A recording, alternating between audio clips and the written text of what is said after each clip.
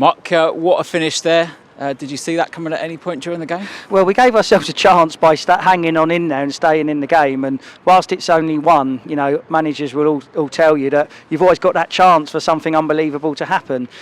Kings Lynn are an excellent side. I mean, they haven't lost at home this season. Absolutely flying. Obviously, through to the second round of the FA Cup. So it was to be honest, it was probably the hardest possible tie we could have had away to Kings Lynn. And they are a good side, and we had to dig in and. But the attitude of our boys and the honesty they show and the work rate and the performance, I think that sometimes good things can happen to good people. And I don't think we could say that we wrote the script for our goalkeeper to come up in the 95th minute and head it in. But it was great scenes, and really, really pleased for the Hemel fans that travelled and gave us great backing. It's nice to send them away buzzing and, delighted for the players. Do you think that we shaded it in the second half? In terms the work rate seemed to sort of pick up, certainly as that second half went on. I mean, I thought it was quite not an awful lot in the game. I mean, they will obviously be ruining the chances that they've hit the crossbar, I think, 3 times today. But that's sometimes that little bit of luck that you need. No matter how good you are, you always need a little bit of good fortune and things to go for you. And as I said, that can happen if you stick at it like we do, stay in the game, and we're delighted. And I must admit the penalties were I wasn't really looking too much because it's down to the players then. But great day for Craig King, great day for all of the players, and very pleased.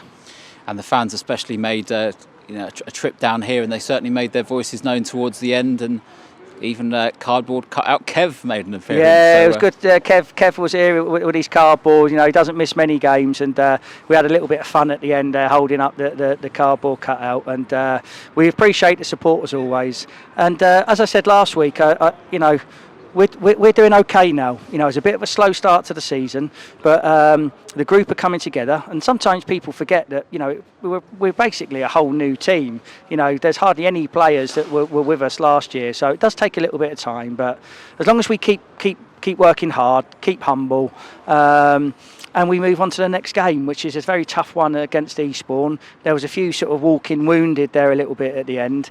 I mean, this might sound a bit of a strange thing to say, but I think that was our first game on grass for about 4 or 5 weeks, and I think at times we was a little bit we were a little bit struggling to try and get to grips with it, and couldn't find our feet at times. And but listen, Eastbourne Tuesday, a very good side.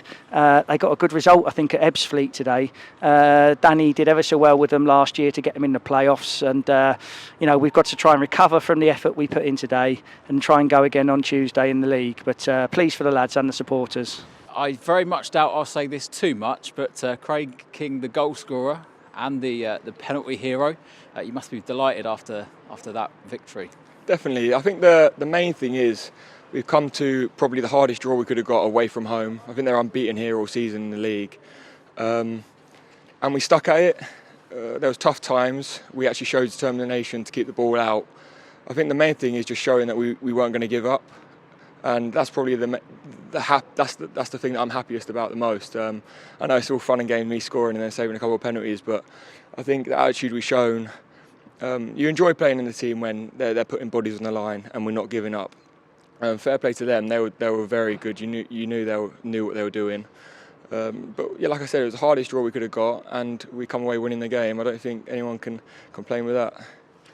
And the second half, especially, the lads had to battle, but it seemed as if the confidence grew and the work rate increased, and we certainly put them on the back foot towards the end of that second half.